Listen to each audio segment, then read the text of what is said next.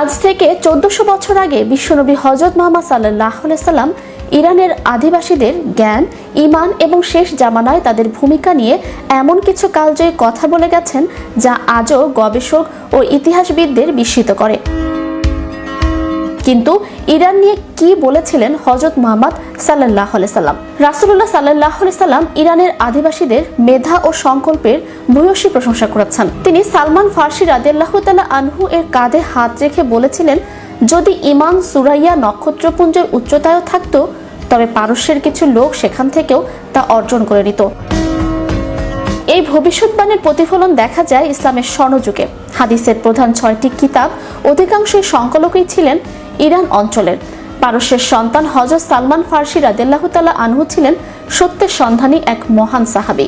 নবীজি সাল্লাল্লাহু আলাইহি সাল্লাম তাকে এতটাই সম্মান দিতেন যে তিনি ঘোষণা করেছিলেন, সালমান আমার পরিবারের অন্তর্ভুক্ত। তার পরামর্শে খন্দকের যুদ্ধে পরীক্ষা খনন করা হয়েছিল, যা ইসলামের ইতিহাসে যুদ্ধের মোড় ঘুরিয়ে দিয়েছিল।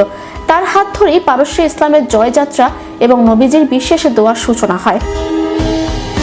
হাদিসে বর্ণিত হয়েছে যে শেষ জামানায় খোরাসান থেকে কালো পতাকাবাহী একটি দল বের হবে। তারা সত্যের পক্ষে লড়াই করবে এবং ইমাম মাহাদির আগমনের পথ প্রশস্ত করবে।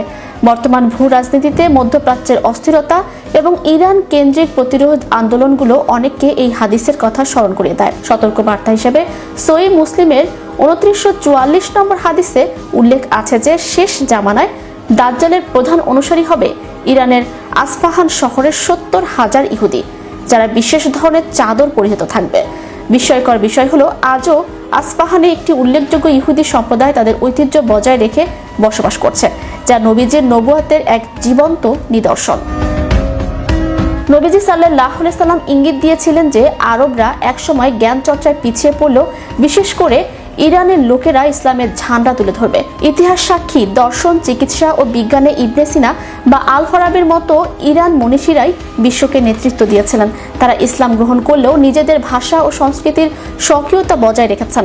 ইতিহাসবিদ বার্নার্ড লুইসের মতে ইরান ইসলামী হয়েছে ঠিকই, কিন্তু তারা আরবি হয়ে যায়নি। নবীজি সাল্লাল্লাহু আলাইহি সাল্লাম বিদায় হজের ভাষণে স্পষ্ট করেছিলেন যে আরব বা অনারব কারো ওপর কারো শ্রেষ্ঠত্ব নেই, শ্রেষ্ঠত্ব কেবল তাকওয়ায়। ইরানের বর্তমান নেতৃত্ব প্রায় এই হাদিসের আলোকে মুসলিম ঐক্যের ডাক দেয়। শিয়া সুন্নি ভেদাভেদ ভুলে উম্মার টিকে থাকার চাবিকাঠি যে নবীজির এই মূল মন্ত্রেই নিহিত, তা আজ দিবালোকের মতো স্পষ্ট। ইরান সম্পর্কে এই ভবিষ্যৎবাণীগুলো কেবল ঐতিহাসিক তথ্য নয়, বরং বিশ্বাসীদের জন্য ঈমান মজবুত করার উপাদান।